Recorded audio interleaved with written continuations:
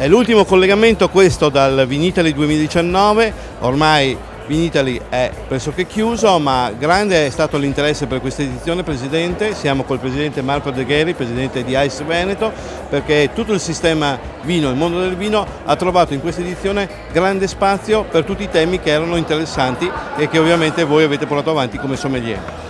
Vinitaly è sempre, come dire, una scommessa, insomma, è un format che funziona, sappiamo quello che ci aspetta, però ogni edizione riesce, come dire, a calcare alcuni argomenti che magari nelle edizioni precedenti erano magari marginali, quindi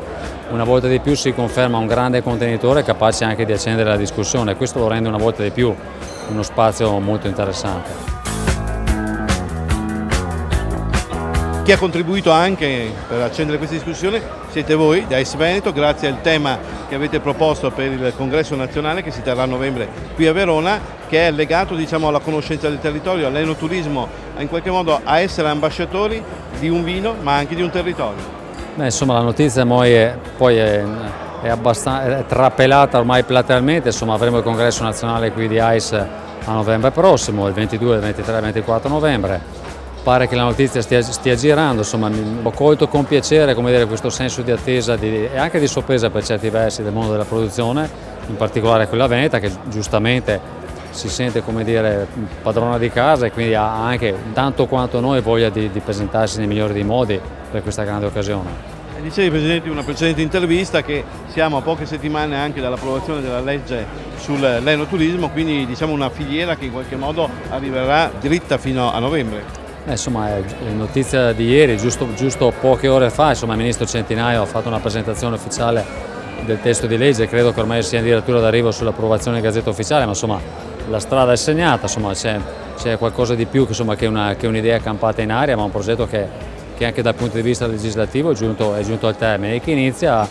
a tracciare la via, a mettere un po' d'ordine nel mondo della comunicazione del vino, che accompagna letteralmente, insomma, il processo di gestione della comunicazione del vino nel mondo delle aziende vitivinicole. Qui, oltre ai sommelier, credo che un ruolo importante lo giochino anche i consorzi di tutela. Qui siamo a casa, tra virgolette, del consorzio di tutela Soave, che ha ben 4 denominazioni all'interno, cioè Soave, Durello, siamo davanti ad Arcole e Merlara,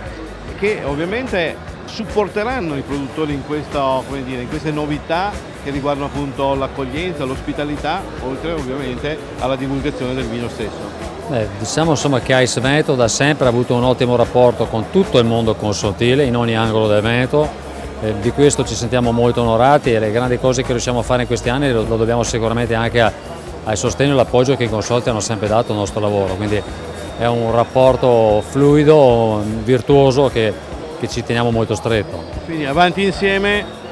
festeggiare, ma per i risultati che si sono ottenuti e si otterranno. È la piccola dimostrazione che quando si vuole riuscire a fare un po' più sistema porta sempre comunque a buoni risultati. Bene, grazie ancora Presidente, buon lavoro. Grazie a voi.